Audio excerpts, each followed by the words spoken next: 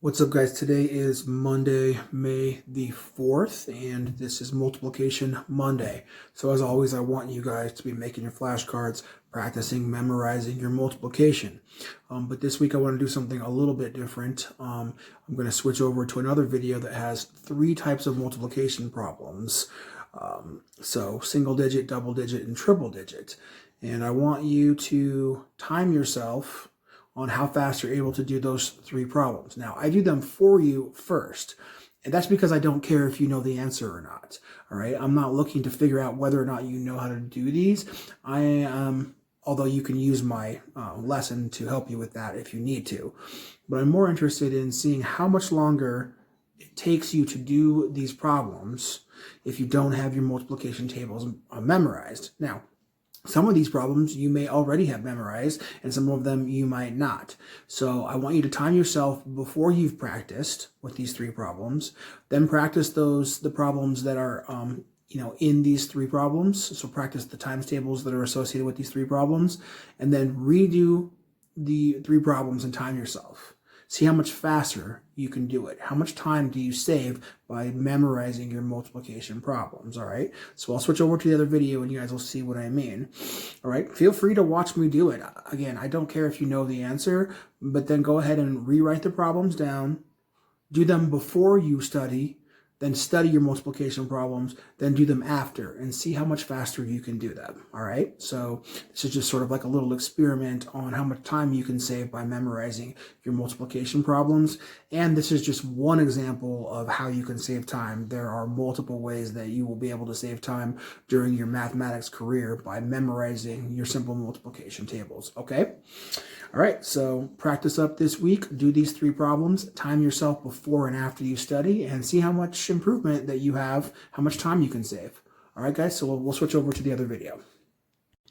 All right, guys, let's just quickly go over a review on how to do single digit, the multiplication with 2 on the top, or double digit multiplication with 2 on the bottom, or triple digit multiplication with 3 on the bottom, okay?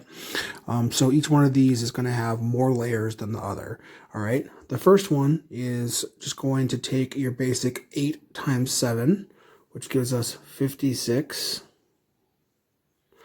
okay? And then 8 times 2 plus 5, so 8 times 2 is 16, plus 5 is 21. So that one is the most simple, all right? But imagine how much slower that would be if you had to look up what 8 times 7 was and what 8 times 2 was each time, all right?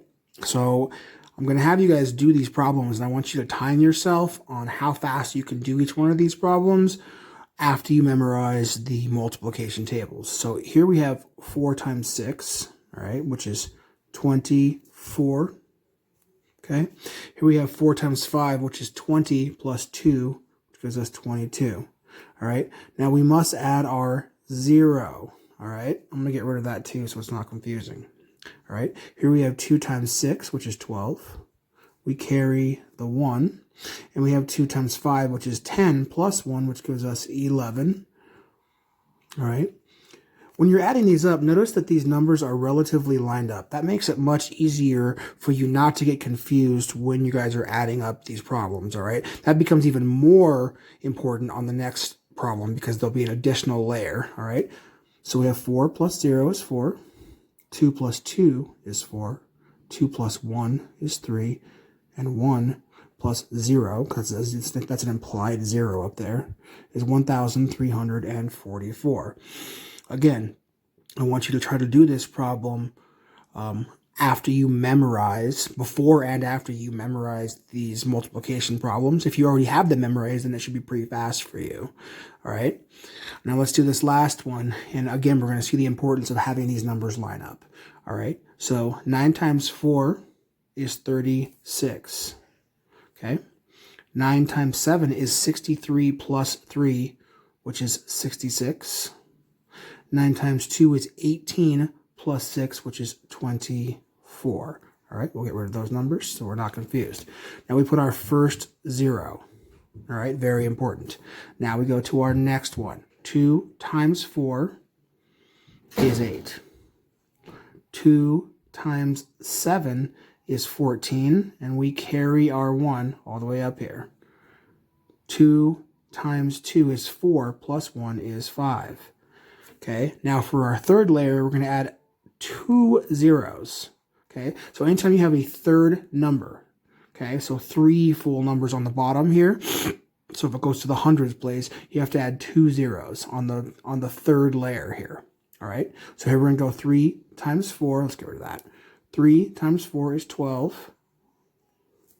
Okay, we're going to bring the 1 up here. 3 times 7 is 21, plus 1 is 22. Notice how we're staying lined up. 3 times 2 is 6, plus 2 is 8. So now when we add it up, it's nice and lined up. 6 plus 0 plus 0 is 6. 6 plus 8 plus 0 is 14. We carry the 1. 1 plus 4 is 5. Plus 4 is 9. Plus 2 is 11. We carry the 1. 1 plus 2 is 3. Plus 5 is 8. Plus 2 is 9. Plus 2 is 10. We carry our 1. 1 plus 8 is 9. So we get 90,146. I just try to see that. There we go. 90,146. So again, I want you to try to do all 3 of these problems. First, do it before you memorize the problems, the multiplication. Next, do it after you memorize it. So in order to do that, you're going to have to first memorize 9 times 4, 9 times 7, 9 times 2. Then 2 times 4, 2 times 7, 2 times 2, and 3 times 4, 3 times 7, and 3 times 2, if that makes sense. See how much faster you can do it after you have memorized it. And that's going to give you an idea of how much time you're actually wasting by not having these multiplication problems memorized. Okay? So for this week, I want you guys to do these 3 problems. All right?